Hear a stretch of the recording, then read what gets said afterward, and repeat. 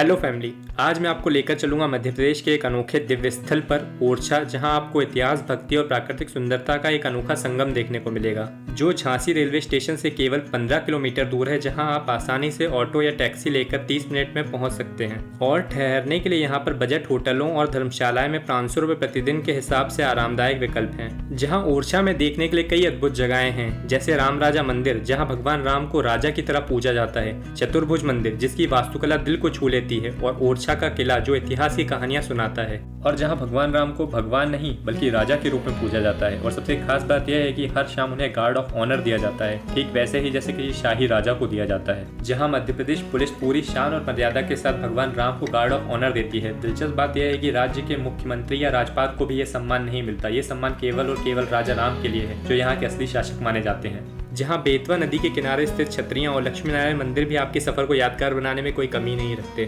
और सबसे खास बात, सिर्फ 3000 रुपए में आप पूरी यात्रा का आनंद ले सकते हैं, जहां रहना, खाना और घूमना सब शामिल है। तो दोस्तों, ये वीडियो आपको ओरछा की हर छोटी बड़ी जानकारी और हर रोचक कहानी से अवगत कराएगी, तो वीडियो को अंत तक जरूर देखें। और अगर पसंद आए तो चैनल को लाइक करें, सब्सक्राइब करें और शेयर करना ना भूलें। सबसे पहले बात करते हैं ओरछा तक पहुंचने की। ओरछा मध्य प्रदेश में झांसी से सिर्फ 15 किलोमीटर दूर है। अगर आप ट्रेन से सफर कर रहे हैं तो झांसी रेलवे स्टेशन सबसे नजदीक है। वहां से आप टैक्सी या ऑटो लेकर 30 मिनट में आसानी से पहुंच सकते हैं। और बात करें अगर सड़क मार्ग की, तो सड़क मार्ग से भी ग्वालियर, खजुराहो और भोपाल से ओरछा जुड़ा हुआ है। अगर आप फ्लाइट का प्लान कर रहे हैं तो ग्वालियर एयरपोर्ट सबसे नजदीकी है। और अगर बात करें ओरछा में रुकने की, तो यहाँ हर बजट के लिए शानदार विकल्प है। अगर आप लग्जरी में रहना चाहते हैं तो ओरछा पैलेस और अमर महल जैसे होटल बेस्ट हैं। जहाँ मिड रेंज बजट वालों के लिए यहाँ कई अच्छे होटल और होम स्टे उपलब्ध हैं। और अगर आप धर्मशाला में रुकना चाहते हैं तो राम राजा मंदिर के पास कई सस्ती और सुविधाजनक धर्मशालाएं मिल जाएंगी। ये जगहें साफ सुथरी और भक्तिमय माहौल से भरपूर हैं। ओरछा में ठहरना आपके सफर को आरामदायक और यादगार बना देगा। चलिए अब जानते हैं ओरछा में घूमने की बेहतरीन जगहों के बारे में। सबसे पहले बात करते हैं राम राजा मंदिर की। ये भारत का इकलौता मंदिर है जहाँ भगवान राम को राजा की तरह पूजा जाता है। आइए आपको इस कहानी से अवगत कराते हैं। कहानी की शुरुआत होती है 16वीं शताब्दी से, जब ओरछा के राजा मधुकर, जो कृष्ण भक्त थे,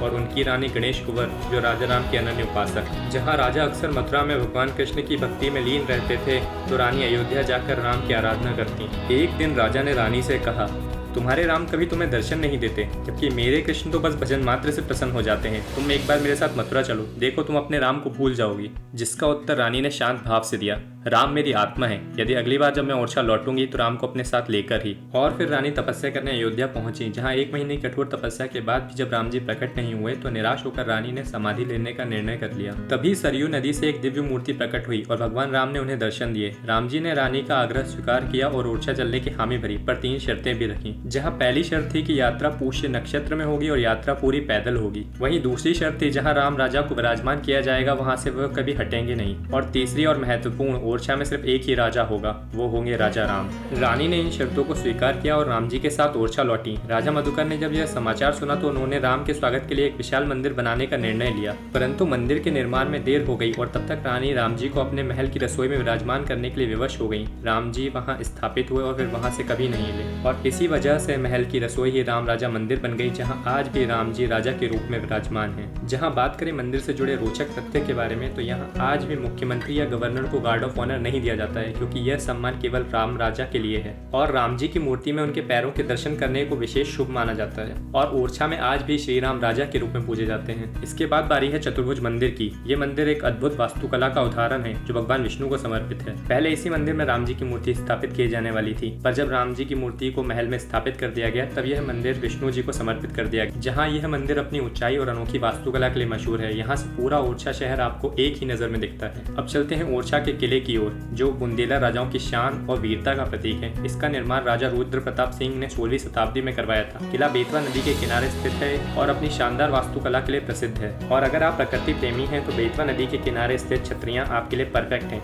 शाम के समय यहाँ का नजारा ऐसा लगता है मानो समय थम गया हो। इसके अलावा राय प्रवीण महल और फूलबाग आपको एक अलग ही शांति और सुकूनता का एहसास करवाएंगे। और हाँ, लक्ष्मी नारायण मंदिर की दीवारों पर बने चित्र आपको बुंदेला इतिहास की कहानियां सुनाएंगे। अगर आप सोच रहे हैं कि ओरछा की यात्रा में कितना खर्चा आएगा तो चिंता छोड़ दीजिए। आप सिर्फ 3000 रुपये में ओरछा का पूरा आनंद ले सकते हैं। सबसे पहले बात करते हैं यात्रा के खर्चे की। अगर आप ट्रेन से यात्रा कर रहे हैं तो झांसी तक आने जाने का औसत किराया स्लीपर क्लास में 800 रुपये के आसपास होगा, जहां झांसी से ओरछा टैक्सी या ऑटो का खर्च 150 से 200 तक पड़ेगा, यानी आने जाने का कुल खर्चा 1000 रुपये मान सकते हैं। अब बात करते हैं यहाँ के रुकने के खर्चे की। अगर आप धर्मशाला में रुकते हैं तो एक दिन का किराया सिर्फ 500 रुपये होगा और 2 दिन ठहरने के आपके 1000 रुपये लगेंगे। जहाँ खाने पीने का खर्च दिन भर का साधारण भोजन आपको यहाँ 200 से 300 रुपये में आराम से मिल जाएगा, वहीं 2 दिन का खर्चा आपका 600 रुपये मान सकते हैं। और अगर बात करें घूमने के खर्चे की तो ओरछा में अधिकतर जगहों पे या तो प्रवेश निःशुल्क है या तो शुल्क बहुत ही कम है। अगर आप ऑटो या टैक्सी से घूमते हैं तो लोकल यात्रा का खर्चा आपको 300 रुपये पड़ेगा। तो आप मात्र 3000 रुपये में ओरछा की भव्यता और भगवान राम की दिव्यता का पूरा आनंद ले सकते हैं। तो दोस्तों, इस अद्भुत यात्रा के साथ हमने ओरछा की हर खूबसूरत जगह का आनंद लिया है। यहाँ की ऐतिहासिक जगहें, भव्य मंदिर और शांत वातावरण ने सच में दिल को छू लिया है। उम्मीद है आपको इस वीडियो द्वारा ओरछा से जुड़ी हर महत्वपूर्ण जानकारी मिल गई होगी। अगर आपको हमारा वीडियो पसंद आता है तो कृपया इसे लाइक करें और हमारे चैनल को सब्सक्राइब करें, ताकि आप हमारे अगले रोमांचक सफर का हिस्सा बन सकें। साथ ही अगर आपकी ओरछा से जुड़ी कोई भी सवाल या सुझाव हो तो उसे कमेंट सेक्शन में जरूर लिखें। हमें आपके विचारों का इंतजार रहेगा।